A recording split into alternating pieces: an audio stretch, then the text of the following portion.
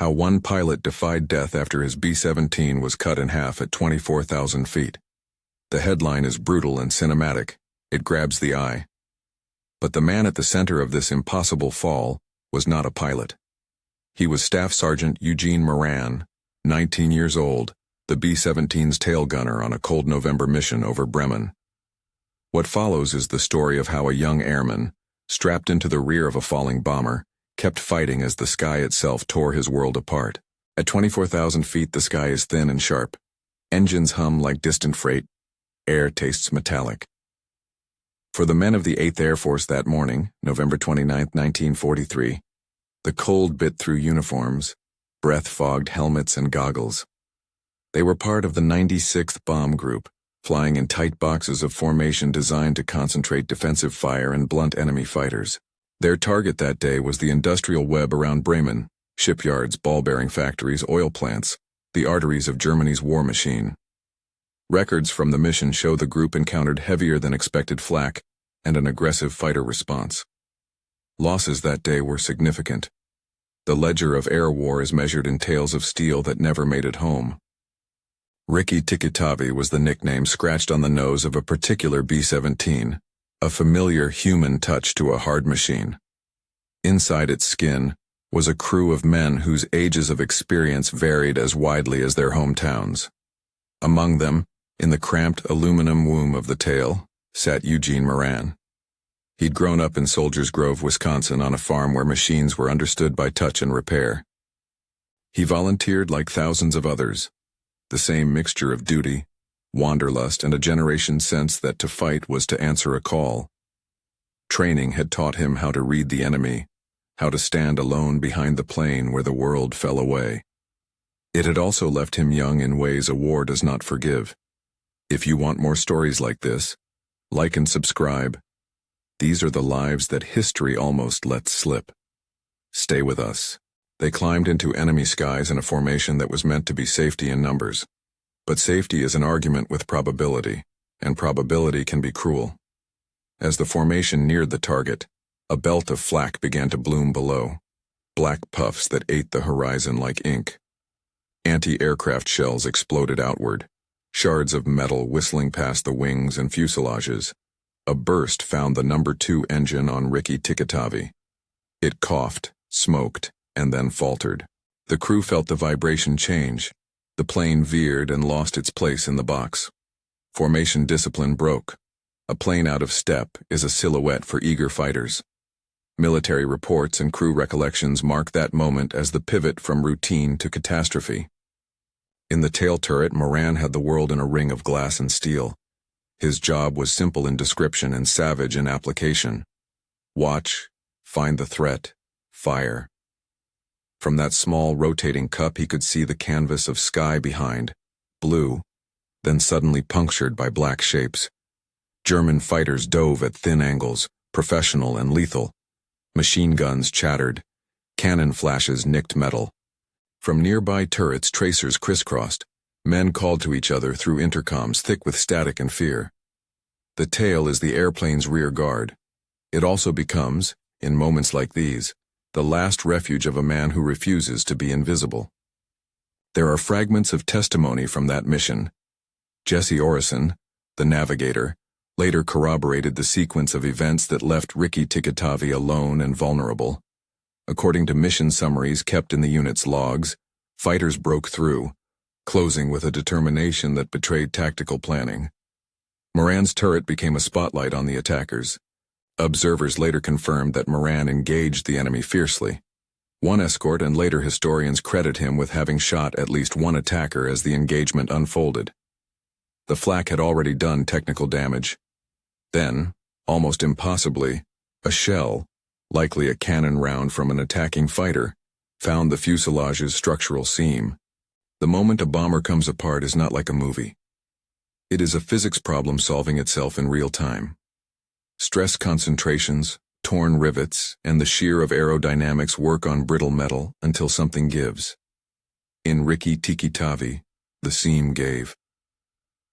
The front section, heavy with engines, crew, and fuel, pitched away. The rear, the tail, lighter, more ragged, began to rotate out of phase. Metal screamed, instruments shattered. The airplane split like a brittle bone. Men who had trained for emergency landings had not trained for their world dividing under them. Inside the tail, the math of falling is immediate and personal. Moran's turret, once an observation post, became a coffin of sorts that spun and fell. Parachute procedures dissolve when bodies become part of larger wreckage. Crew statements and later analysis state that Moran's parachute was damaged during the breakup. Straps torn, fabric shredded, lines either severed or tangled with jagged metal. The canopy that might have been the difference between life and death was rendered useless. Yet eyewitness reports, cross-referenced with squadron reports and later interviews, agree on one stubborn fact. Even as the detached tail tumbled earthward, Moran continued to operate his guns. Imagine the sensation. A small human presence inside a husk of aluminum, spinning through an open sky. The roar of wind becomes a continuous pain. Every loose object inside the turret is a potential lethal projectile. Tracers and cannon flashes from pursuit fighters slice past in scattered arcs. The logical machine of an airman's training takes over. Find target, line up, squeeze the trigger. It is not heroics in a romantic sense so much as muscle memory, driven by the primitive hope of survival. Observers on other aircraft and later German reports noted rounds coming from the falling tail. The act itself is one of those wartime images that refuses easy explanation. As the tail section fell, its tumble changed its descent. Some later engineering assessments estimate that when a fuselage fragment aligns just so, the broken geometry can create moments of partial lift or drag that slow vertical speed compared with a free-falling body. These are estimates, not certainties. Historians cautiously note them as plausible mechanics that may have given Moran a marginally better chance than a naked fall. Whatever the physics, the wreckage struck tree crowns before it hit the ground, branches grabbing at metal, tearing fabric and flesh, slowing the final plunge only fractionally. The tail cartwheeled into a wooded field. There was a shudder of impact, then a hollow silence that often follows the storm of a crash. Silence on a battlefield is not peace. It is the immediate vacuum after violence that leaves the smallest, most brutal questions. Ripped metal and splintered wood lay where the tail had met the earth. For those still alive inside, the first thing is often not the scale of injuries, but the realization that you are still breathing. Moran, by every account assembled in mission reports and later interviews, survived the fracturing impacts. He was conscious, enough to move, but grievously wounded. Observers cataloged the injuries with clinical restraint. Both forearms broken, multiple ribs shattered, severe skull trauma with bone displaced. The kinds of wounds that in field hospitals often meant only one thing: death unless flawlessly and immediately treated. German soldiers arrived. The men of the Wehrmacht and Luftwaffe who came upon downed Allied airmen performed the duties expected of captors: disarm, secure, decide whether to kill in the heat of battle or preserve for interrogation, and the grim economy of prisoners. In Moran's case, he was visibly near death. Initially, he received little attention beyond what passing guards offered. Some reports suggest that because of the extent of his visible injuries, the capture party assumed he would not survive. In the chaos of war, triage is as much about resources as it is about compassion. He was moved, by stretcher and by rough hands, to a nearby field collection point. This is a moment worth pausing on. For a young man in the wreckage of a machine designed to dominate the skies, survival up to capture is only the opening gambit of another fight: the battle for medical care. Moran sat at the intersection of enemy procedures and human decency. Initially left in a barn or makeshift processing area, he lay among the other damaged bodies while winter edged closer. His breathing was ragged. Fever set in. The initial neglect, whether born of practical calculation or worse, pushed his odds lower every hour. But the war has oddities of mercy. In the muddled logistics of prisoner handling, he was eventually transferred to a POW hospital. It was there, not in a German military surgical theater with ample supplies, but in a makeshift facility staffed by captured and local medical personnel, that his fate turned on a handful of determined hands. Two Serbian doctors, themselves operating under the constraints of occupied territory, insisted on operating. Military records and later retrospective interviews with medical staff corroborate their involvement. Local hospital logs mention the crude but effective measures taken under pressure. The operation was not a neat, sanitized procedure. It was improvisation with knowledge. Long hours under lamps, limited anesthesia, instruments sterilized as best they could be in wartime settings. Surgeons worked to control bleeding, to remove bone fragments pressing on the brain, to stop infections that could quickly set a course toward death. According to the hospital's records and later medical notes reviewed by researchers, they fashioned a metal plate and affixed it to Moran's skull, stabilized fractures with pins and wires, and addressed the immediate threats to his life. The surgery itself lasted for hours. The nature of the wounds, compound fractures, exposed cranial trauma, made every minute an argument for survival. There are images that survive in paper and photograph. A skull X-ray with a faint line where metal meets bone. Notes in a field ledger about the patient identified by service number. The small official stamps that lend the raw chaos of treatment a bureaucratic legitimacy. For Moran, the immediate post-operative period was a liminal space between death and the possibility of healing. Fever came and went. Infection, the true unseen enemy in that era, threatened to undo the surgeon's work. Supplies were limited. Antibiotics were still in their early mass production years and rarely plentiful in Russian-occupied or German-held field hospitals. Every bandage change and every monitoring of pulse was a small wager. Word of the operation filtered through the POW system. Fellow prisoners later recounted the odd hope that radiated from men who had watched Moran be moved and tended. In prison compounds, survival stories take on a talismanic quality. They are told and retold because they prove that the human body can resist destruction and because in the bleak arithmetic of camps, any sustained life defies the rules of attrition. Moran's survival through that first night was, according to medical logs and later interviews, precarious but real. He survived the immediate operation, but his path forward was not assured. While Moran lay in that ward, the rest of his life outside the hospital continued its own tragic geometry. Ricky Tikatavi's front crew were not so fortunate. Casualty lists from the mission indicate that other members of his crew were killed in the breakup. The paperwork that followed would list names, hometowns, and service numbers. The war recorded its losses in registers, but it is in small towns like Soldiers Grove that the absence was felt with a particular sting.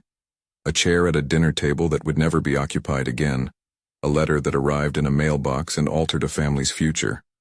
Moran's survival would later become one of those oddities that communities wrestle with. Joy braided with a deep ache for the men who did not return. For Moran, the path from operating table to prisoner of war ward would be long and punctuated. After initial stabilization, he was transferred to other facilities as the military bureaucracy sorted captured airmen. These moves were not kind. He endured cramped transports, sometimes in cattle cars, sometimes under guard in vehicles that smelled of straw and diesel. The journey would ultimately take him to larger camps, but each movement was a test. The records show that he was catalogued, given a POW number, and subject to the administrative processes that treated human lives as entries to be filed. Yet despite the dehumanizing forms, the men themselves found community in the small rituals of camp life, mending boots, sharing scorched coffee, trading cigarette rations. Even medical progress in POW hospitals couldn't erase the memory of falling through the sky. Trauma leaves both visible and invisible debris. Scars, limps, headaches, nightmares that arrive uninvited at night. For Moran, the physical scars were evident.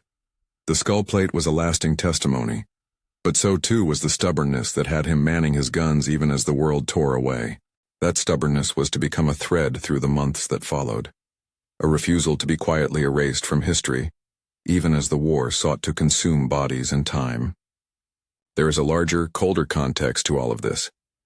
The 8th Air Force's campaign over Germany in 1943 was a grinding contest of industrial capacity, tactical adaptation, and human endurance. The losses on both sides were severe, and episodes like Ricky Tikatavi's breakup were in their immediacy dramatic. For historians, Moran's survival has been cited as extraordinarily rare. Military records and later analyses identify only a handful of comparable incidents where airmen fell from great heights and lived. Such events are catalogued with caution because each case has peculiarities. Partial structure falling with the man, trees breaking a fall, immediate medical care, sheer chance. No historian suggests that these are common. Rather, they become stories that illuminate the improbable margins where life persists. When survivors like Moran were processed after the immediate crisis, their files thickened with medical reports, debriefings, and eventually, award recommendations. Yet those documents do not capture the private calculations that occupied men in the camps. Whether to conserve energy, how to beg for an extra slice of bread, how to think one more day into being. The months that followed the operation would be defined by scarcity, by the slow grinding away of physical resilience, and by the mental arithmetic that keeps a prisoner alive. Moran's early days after the crash showed that he had the physical spark to continue. What remained to be tested was whether the system, medical, logistical, and human, would allow it. The winter that followed was not just a season but a refinement of hardship. For POWs, warmth is a line to be guarded, food a currency, health a fragile economy. Moran's stabilization in hospital saved him from the immediate statistic of death on the field. But the war had not finished its accounting. He would be moved again, processed for transfer to larger facilities, and become part of the massive dislocated population of captured airmen destined for the stalags of northern Germany and Poland. Stalag Luft 4 appears in the records as one of the major camps that received air crews from the east. It was there that thousands endured months and years removed from home, under rations, forced labor protocols, and the ever-present anxiety of the front's shifting lines. Even as engineers in hospitals stitched bone to metal and time-teased infection away from tissue, the human story of Moran's survival was being written in small margins. The hand of a fellow POW that offered a crust of bread, the nurse who held a thermometer and tried, through gestures and scarce words, to explain what the next medicine would do, the guard who, for reasons practical or humane, prolonged life instead of extinguishing it. War flattens motives into broad categories, but individuals within the machinery still made choices that shaped fates. This is where the narrative must pause and hold a single image. A makeshift operating table under a dim lamp, a circle of hands working with limited instruments, a young man whose life hangs in a balance measured in minutes. The surgeon's notes tucked into a field ledger mark the time. An operation of many hours, done with what was at hand. The medical staff would later be commended for their skill under duress.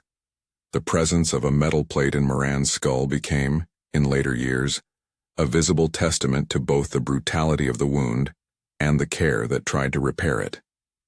Beyond the lamp and bandages, larger events continued to unfold. The war's tides moved, supplies shifted, and the routes that carried prisoners around Europe crisscrossed with danger. Moran would not remain indefinitely in one place. The next steps, transfers by ship, a series of camps, and ultimately a forced march in the winter of 1945 that would be remembered as the Black March, awaited him. Each had its own cruelty, but for now, the immediate question was whether the operation had done enough, whether the fever would break, whether infection could be held at bay, whether bone and brain might knit together into a life capable of bearing witness. Men in that ward marked time in breaths and small recoveries, an eyelid that flickered, a hand that could trace the pattern on a blanket, a fever that dropped a degree. Those tiny returns of function are what survival often comes down to. Not a single heroic moment, but a chain of minor concessions by the body that become the scaffolding for life.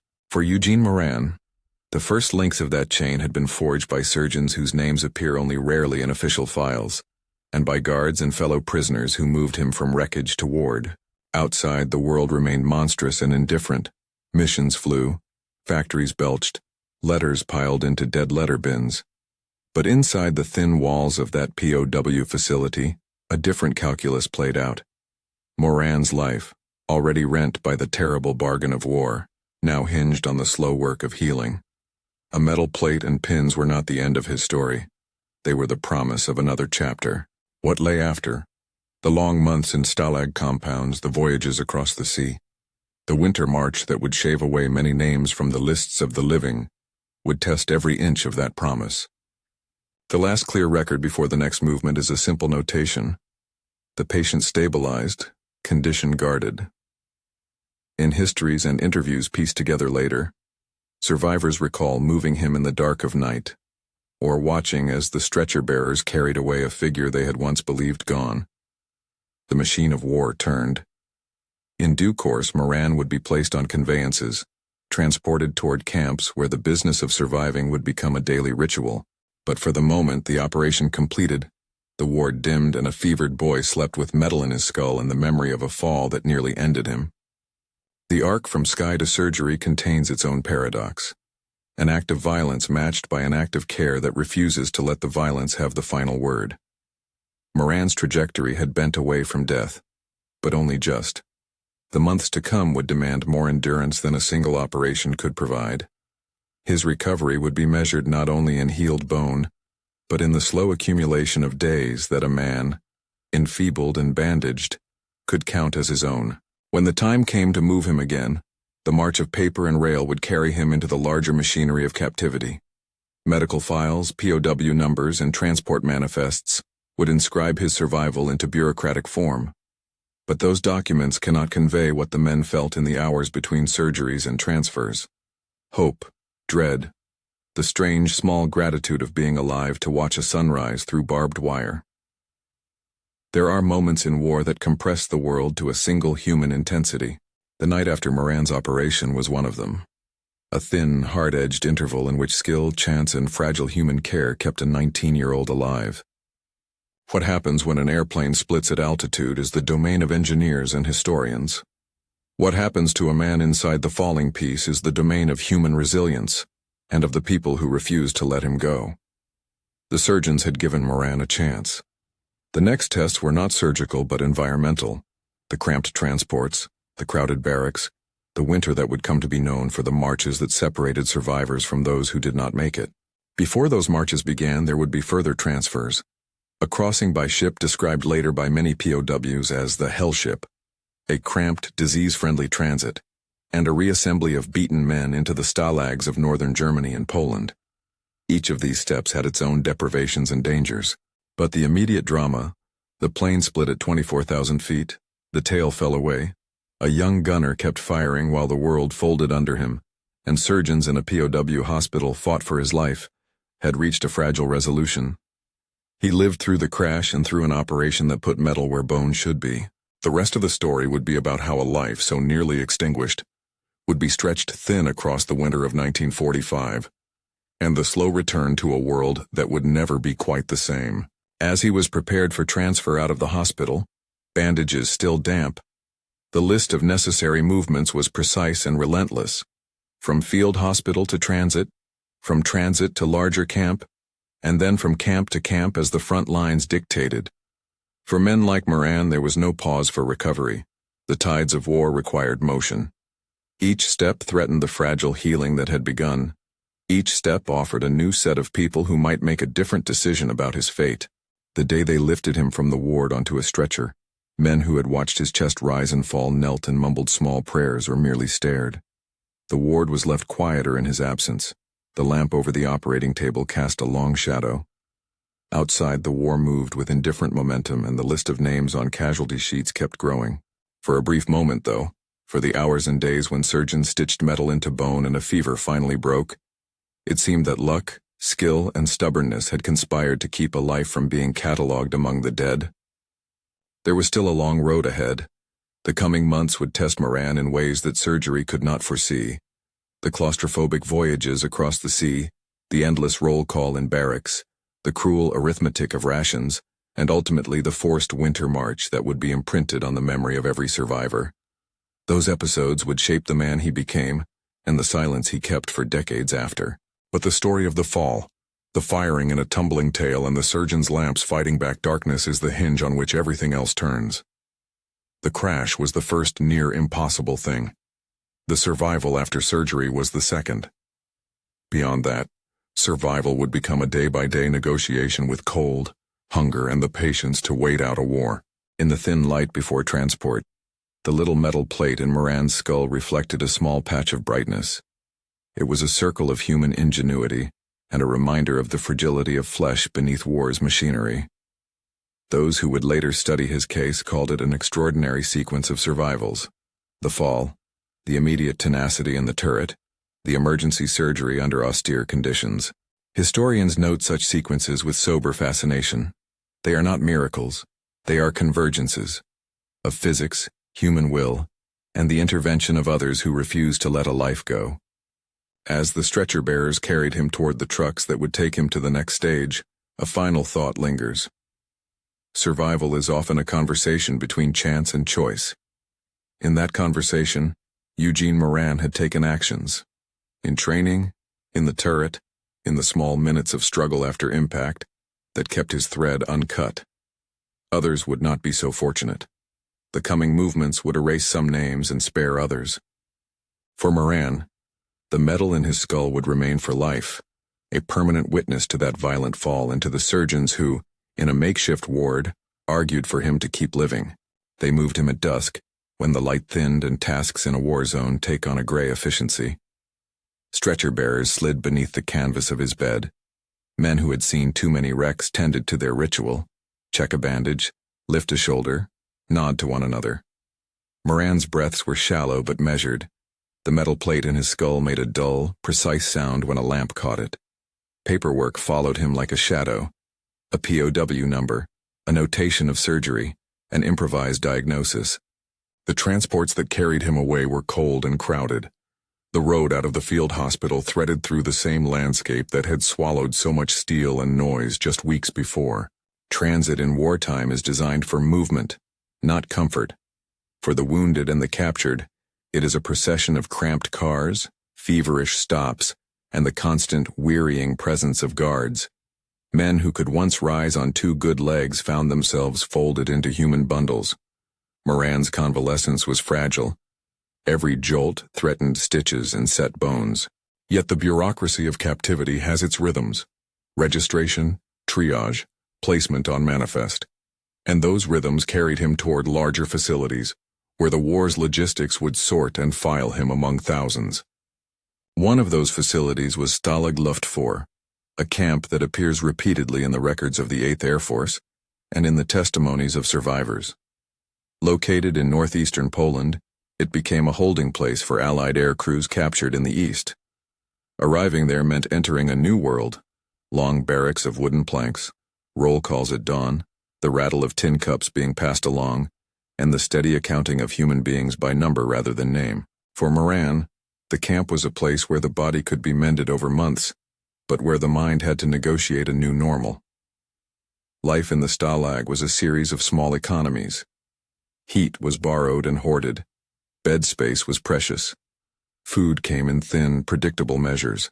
Medical attention in the camps varied with the supply lines and with command decisions. Moran's head wound required follow-ups, dressing changes, and occasional X-rays when the equipment and personnel allowed. Fellow prisoners, men whose faces recorded similar stories of aircraft and fall, became makeshift nurses and friends. They shared what they had: cigarette rations, a sliver of bread, a story that pulled a man's mind away from cold bones and toward a place where laughter had not yet been stamped out. Red Cross parcels when they arrived were like small miracles: a bar of chocolate, a tin of powdered coffee, a packet of soap. These items were not luxuries, but the difference between days counted in decay and days counted in small comfort.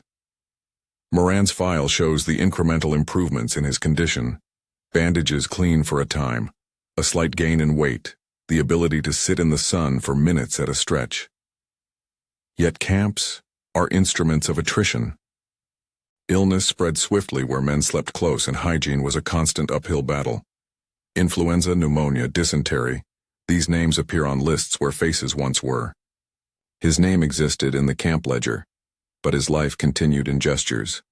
He learned to manage the stiffness in his arms, to make do with limited strength. He learned also the psychological economy of waiting: how to endure a small return of warmth without assuming it permanent, how to accept food with gratitude and not cruelty, how to tell a story without collapsing into the terror that had produced it. To many observers, The most remarkable thing in POW narratives is not a single act of bravery, but the slow daily accumulation of tiny choices that keep a man alive when the machinery of war would prefer otherwise.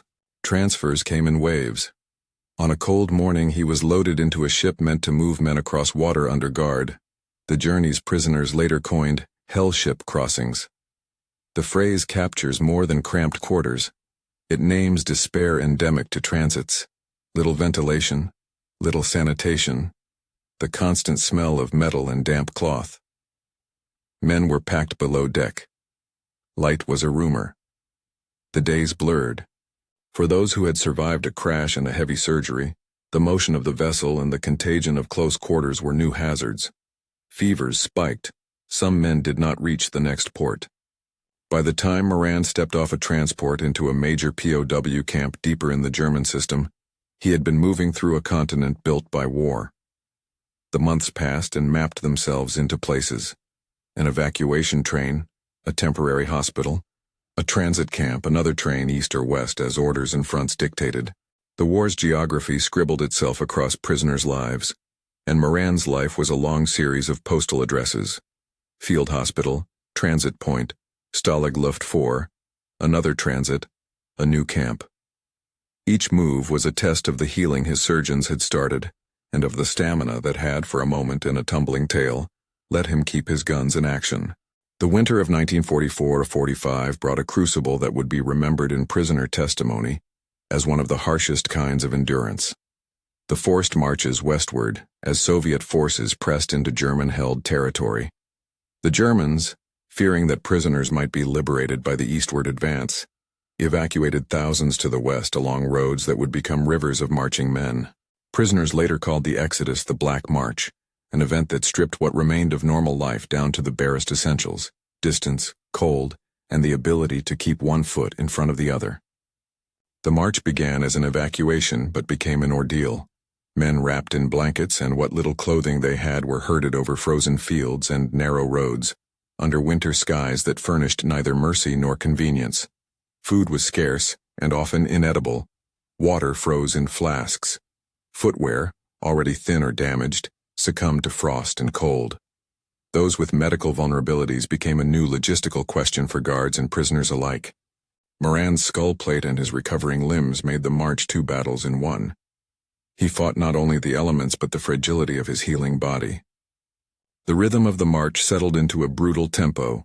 Move, rest, count heads. Nights were a test of survival instincts. Fires, when they could be built, were small luxuries. Sometimes local civilians, themselves hard-pressed, offered scraps. Sometimes guards stepped into practical kindness, at least to the degree the situation allowed. The cold honed the edges of men's endurance. Men who could not go on were left or were carried. The march's attrition statistics are grim in the records. Exhausted men collapsing, then not rising again.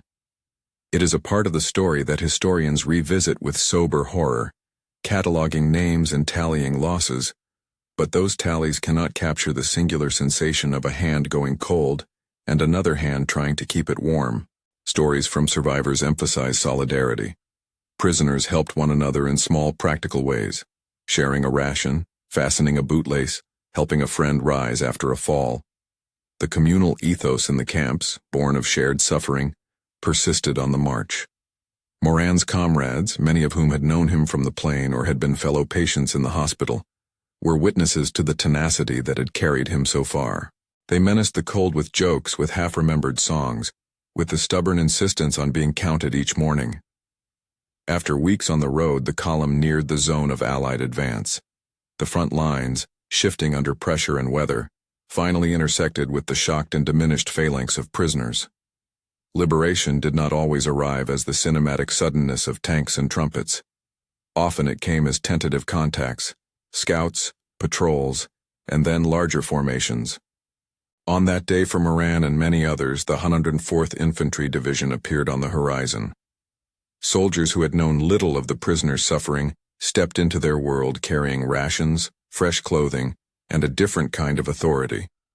They were not captors and they did not measure by numbers. Liberation was in many ways the beginning of another set of medical and bureaucratic procedures. Allied doctors and medics saw men who had been stripped by months of war and replaced their routines with new ones. Moran received immediate medical attention from Allied medical teams. His condition, while fragile, was now under the care of forces with better supplies and a clear mandate to repatriate the wounded. The basic human prosody of care returned: steady meals, quieter shelters, and the beginning of the long paperwork that would carry men home. The process of debriefing and repatriation took time. Men were moved to collection points, then to hospitals in Allied territory where they could be better evaluated and treated. Moran's skull plate and fractured limbs required further rehabilitation. For some months he remained under care, undergoing physical therapy and regaining strength. The war had left him with permanent physical reminders: the metal in his skull, the scars along his arms, and with memories that would be harder to treat. Medical records from this period show a man improving incrementally. Weight gained, infection controlled, mobility increased. It was a slow, steady reclamation of a life that had been almost extinguished. Awards and commendations tend to follow such narratives, though they never fully account for the complexity of what was endured. Moran's records show the bureaucratic recognition that often follows extreme service and survival. Mention in unit debriefs, notation of wounds and the circumstances surrounding them, and later the bestowal of medals and honors as determined by military boards. These documents are historical markers. They confirm service, wound, and the arc from combat to care to civilian status.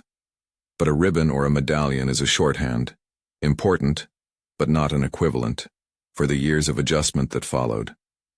Moran returned to Soldiers Grove, Wisconsin, carrying the contradictions of someone who had survived against daunting odds. He married Margaret Finley and settled into farm life, the rhythms of rural America offering a stark contrast to the mechanics of war. To his neighbors, he was a man who had been away and had come back. To Moran himself, the years that followed were shaped by a complicated quiet. He rarely spoke in public about the crash or the camps. The reasons for his silence were likely many: private pain, an unwillingness to relive horror, or simply a choice to build a new life away from the noise of past events. For decades he lived in relative privacy, tending land, raising children, and performing the sort of civic duties that stitch a community together. The metal plate in his skull never went away, neither did the memories. Friends and family would later recall a man who could be gentle and reticent, a person who carried his experiences with a humility that refused a need for theater. Silence in his case should not be mistaken for erasure. It was a manner of living with memory rather than endlessly excavating it. Recognition, when it came, arrived in stages and from different sources. Local historians and researchers took an interest in stories that had been known in small towns and in the records of the 96th Bomb Group. John Armster, a researcher whose work would later be associated with documenting Moran's story, played a key role in bringing scattered documents and memory into a coherent narrative. His research, along with military records and local newspaper accounts, helped piece together the sequence of events that had at times remained fragmented by time and distance.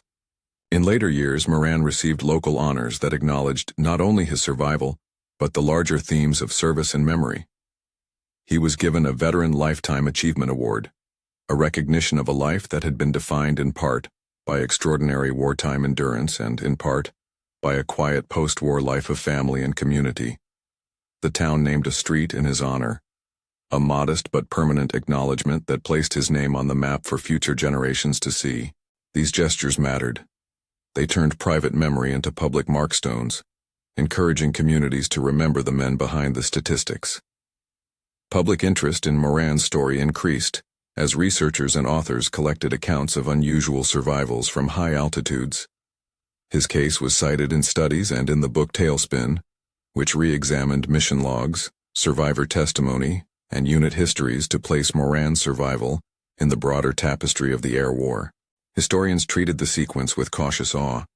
A man manning guns in a falling fuselage, a parachute rendered useless by the breakup, a crash softened by trees, life-saving surgery by Serbian doctors in a POW hospital, months of recuperation and 17 months in captivity, a winter march that nearly finished what the sky had not. Each element was extraordinary on its own. Together they formed a narrative that tested historians' appetite for simple explanation and demanded a willingness to accept complexity. In interviews later in life, Moran was not a man given to grand pronouncements. When he did speak, he tended to focus on comradeship and on the medical care that had saved him. He credited, without theatrical flourish, the surgeons who had insisted on operating when others had written him off. He noted the small kindnesses in camp and the work of medics who patched men together. Testimony in local newspapers and in interviews with Armster underlines a recurring theme. Moran's survival was not a single miracle, but a concatenation of human acts and the contingencies of physics and chance. There is an ethical weight in telling such stories. To recount Moran's survival is not simply to marvel at improbability. It is to honor the surgeons who worked in poor conditions, the fellow prisoners who shared rations and hope, the enlisted soldiers who liberated broken men, and the families who waited at home. It is to remember the men who did not return, those who were part of the same crew or the same mission, and who are listed in casualty reports and on memorials. Moran's life cannot be separated from theirs. His survival makes their absence more keenly felt. In the last decades of his life, Moran accepted recognition with a steady modesty. The town of Soldiers Grove preserved some of his story in local archives. The Veterans Affairs community and local historians kept his narrative alive as part of regional memory. He lived long enough to see his story enter public forms. A street named, a plaque perhaps mounted in a town square, an article in a regional paper that told neighbors what their citizen had endured. He died in 2014, an event marked with respect and remembrance.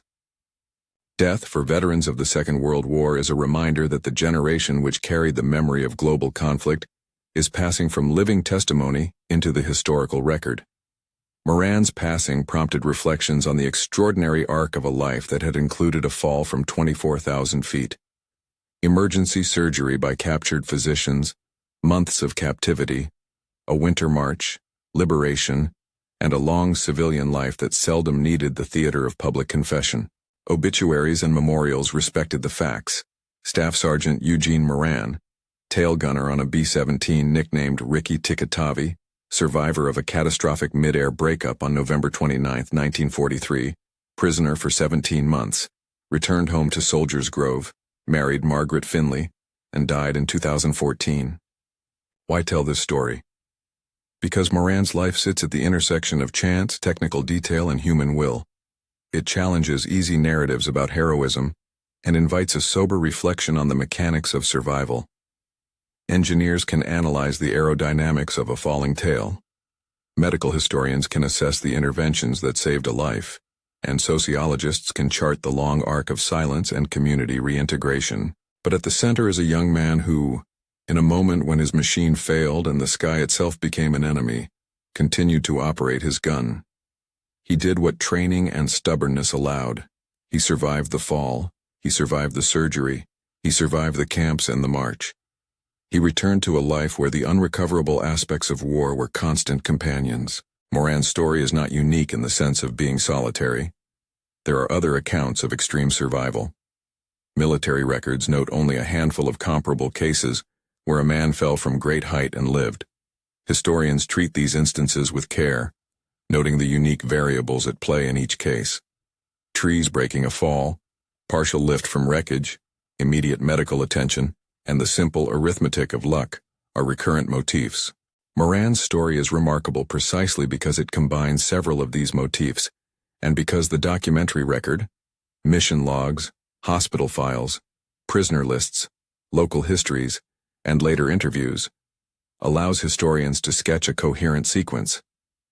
There is also a civic duty wrapped into remembering such narratives.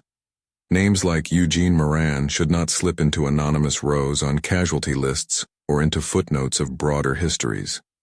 Naming, recounting, and honoring are modest ways communities and historians preserve the texture of lived experience. Monuments, street names, awards, and oral histories are invitations to younger generations to ask questions. What did it cost? Who kept watch? Who paid with their lives? How do we care for the wounded after the roar dies? If there is a final image to carry from Moran's life, it is not the spinning tail or even the operating lamp. It is the ordinary domestic scene that followed. A farmhouse in Wisconsin, a man tending small plots of land, children grown, seasons turning. The extraordinary can end in the ordinary, and there is a kind of grace in that return. The metal in his skull remained as a private memorial. The streets and the plaques were public ones. The two together tell the fullest story. A life that lived through the edge of destruction and then accepted the long work of being human again. For military historians and for anyone who watches with a human curiosity, Moran's story offers several grounded lessons. First, training and discipline can create habits that, in extreme moments, matter more than inspiration. Second, medical care, even in austere improvised settings, can change outcomes dramatically when practiced with skill and resolve. Third, the solidarity of fellow prisoners and the compassion of unexpected actors can become life-saving forces. Finally, memory matters. The work of reconstructing events from mission logs, hospital ledgers, and personal testimony is not an academic exercise so much as an act of bearing witness. We close with a simple charge. These narratives belong to communities, to historians, and to descendants. Sharing them is part of a civic memory that resists facile forgetting. If this story moved you, please consider sharing it with someone who values history and remembrance. If you have family stories or documents related to the air war, record them and pass them on. Every fragment helps build a fuller picture. Credits and acknowledgement.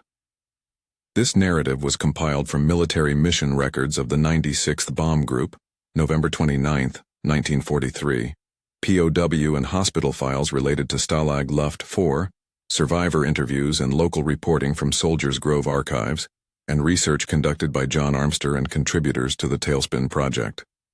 Additional context was drawn from declassified 8th Air Force summaries and regional newspaper accounts. Special recognition to the archival teams and veterans organizations that preserve these records for public study.